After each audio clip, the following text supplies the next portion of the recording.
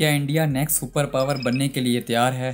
क्या India Russia, America और China को आने वाले चंद सालों में ओवरटेक कर सकता है?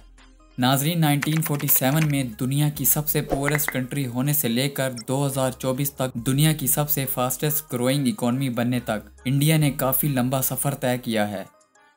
जहां जापान, अमेरिका, चाइना और जर्मनी जैसे बड़े मुल्कों की जीडीपी हर साल 2 से 3% ग्रो करती है, वहीं इंडिया की जीडीपी एवरेज 7% से ग्रो कर रही है।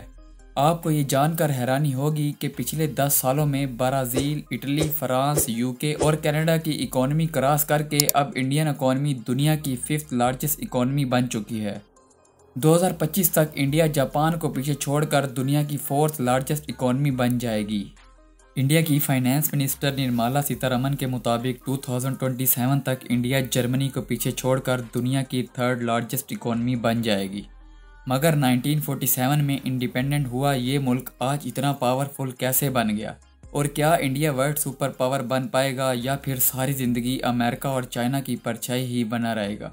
आइए जानने की कोशिश करते हैं इन सब सवालों को आज की इस वीडियो में। नाजरीन, 1947 में इंडिया पाकिस्तान से अलग होने के बाद बदतरीन क्राइसिस का शिकार बना रहा। किसी को उम्मीद नहीं थी कि आने वाले वक्तों में इंडिया इतना बड़ा पावर हाउस बन जाएगा। आज से ठीक 34 साल पहले इंडिया में इकोनॉमी लिबरलाइजेशन का एक दौर शुरू हुआ, जिसमें इंडिया ने फॉरेन कंपनीज के लिए अपने दरवाजे खोल दिए। इम्पोर्ट टैरिफ और टैक्सेस को कम कर दिया गया था। साथ ही सस्ती लेबर और गवर्नमेंट की सपोर्ट से इंडिया में फॉरेन इन्वेस्टमेंट की लहर आने लगी थी, जिससे इंडियन इकोनॉमी ने रॉकेट की रफ्तार पकड़ ली थी। सिर्फ 1991 से 1990 तक इंडियन इकोनॉमी में 770% ग्रो हुई थी, जो दुनिया भर के किसी भी मुल्क से ज़्यादा है। इंडिया सिर्फ यहीं नहीं रुका, यहाँ की आईटी कंपनी सॉफ्टवेयर डेवलपमेंट और कस्टमर सर्विसेज जैसी फील्ड में दुनिया की आउटसोर्सिंग हब बन चुकी है। वहीं आप देखेंगे कि कई बड़ी ओवरसीज़ कंपनीज़ के सीईओज़ भी इंडियन ही हैं, जैसा कि माइक्रोसॉफ्ट के सीईओ सत्या नडेला, चिनील की सीईओ लीना नियर, अडोबी के सीईओ शंतनु नारायण और गूगल के सीईओ सुंदर पिचाई हैं, जिनकी वजह से आईटी इंडस्ट्री इंडिया में काफ़ी पैसा ला रही है। इंडिया की मैन्युफैक्चरिंग इंडस्ट्री भी कुछ कम नहीं है। Cost effective labour, investment incentive, water and land और गवर्नमेंट सपोर्ट जैसे कई बेनिफिट्स की वजह से इंडिया की मैन्युफैक्चरिंग इंडस्ट्री में काफ़ी ग्लोबल इन्वेस्टर इंटरेस्ट दिखा रहे हैं। मगर सुपर पावर बनने के लिए सिर्फ इकोनॉमिक ग्रोथ ही इम्पोर्टेंट नहीं है, बल्कि मिलिट्री पावर भी इतनी ही ज़रूरी है। वरना दुनिया में काफ़ी ऐसे कंट्रीज़ हैं जो इकोनॉमिकली काफ़ी स्ट्रॉन्ग हैं, मगर वो सुपर पावर नहीं हैं। आपको यहाँ बताते चलें कि इंडिया के पास 14,50,000 एक्टिव सोल्जर मौजूद हैं, जो चाइना के बाद दुनिया की दूसरी सबसे बड़ी मिलिट्री फोर्स है।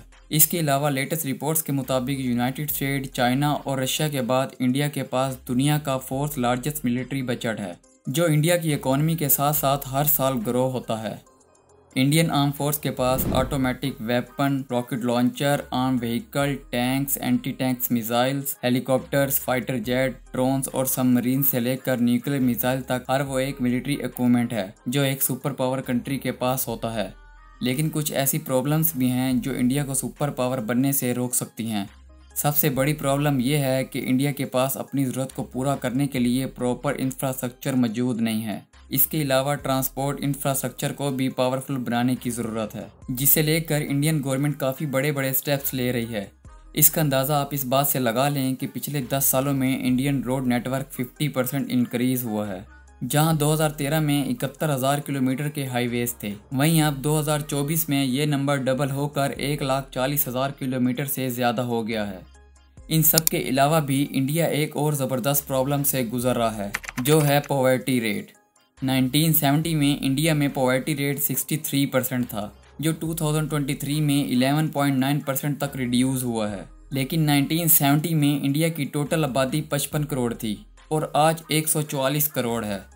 ऐसे में हायर वर्क फोर्स होना तो एक अच्छी बात है, लेकिन उनमें से करोड़ों लोगों के पास करने के लिए काम ही नहीं होगा, तो इकोनॉमिक ग्रोथ पर एक बहुत बड़ा इम्पैक्ट आएगा। इसलिए अगले 10 सालों में इंडिया को ज़्यादा से ज़्यादा एम्प्लॉयमेंट जनरेट करना पड़ेगी, वरना तेज़ी से बूस्ट करती ये इकोनॉमी यू टर्न लेकर अचानक से नीचे भी गिर सकती है। इसके अलावा यूथ तक हाई क्वालिटी एजुकेशन प्रोवाइड करना भी इंडियन गवर्नमेंट के लिए बहुत बड़ा टास्क है। अब देखना यह है कि आने वाले चंद सालों में इंडिया दुनिया में सबसे बड़ी सुपर पावर बन सकता है कि नहीं। कमेंट्स में ज़रूर बताएं। अगर आपको हमारी वीडियो अच्छी लगी हो तो वीडियो को लाइक और दोस्तों के साथ शेयर लाजमी करें। मिलते हैं अगली वीडियो में।